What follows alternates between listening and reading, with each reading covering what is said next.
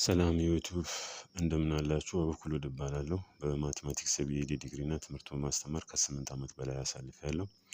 አሁን ላይ በሌላ በተመሳሳይ ዘርፍ እየሰራሁ እገኛለሁ። ታዲያ በዚህ ባሳለፉት 8 ዓመታት የስራ ልምድና አሁንም ድረስ በርካታ ተማሪዎች በትምህርቱ ዝቅተኛ ውጤት ሲያመጡና እያመጡ እንደሆነ አስተውያለሁ።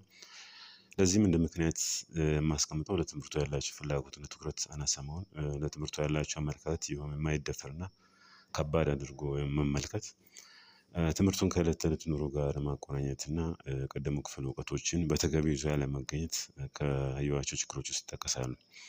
በመሆኑም ይህንን ችግር በተወሰነ መልኩ ሊቀርፍ ይችላል ብዬ ቀለል ባለ መልኩ ተማሪው ይገባዋል ብዬ ባሰብኩት የማስተማር ስነ ዘዴ ከ9ኛ ክፍል ጀምሮ ትምህርቱን ኤክሰርሳይሶችን መሰረት በማድረግ ለማቅረብ በዚህ ዩቲዩብ ቻናል ቀርቤያለሁ።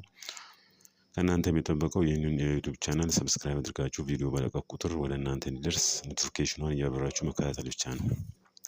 ከዚህ በተጨማሪ ያልገባችሁን ፓርት በኮሜንት ስር ታስቀምጡልኛላችሁ። በቀጣይ ቪዲዮ ከ9ኛ ክፍል በመጀመሪያው ዩኒት ሴት ላይ ካሉ ኤክሰርሳይሶች ውስጥ የመጀመሪያው ኤክሰርሳይዝ 1 በቪዲዮ ይዤላችሁ እመጣለሁ። እስከዚያው ሰላም።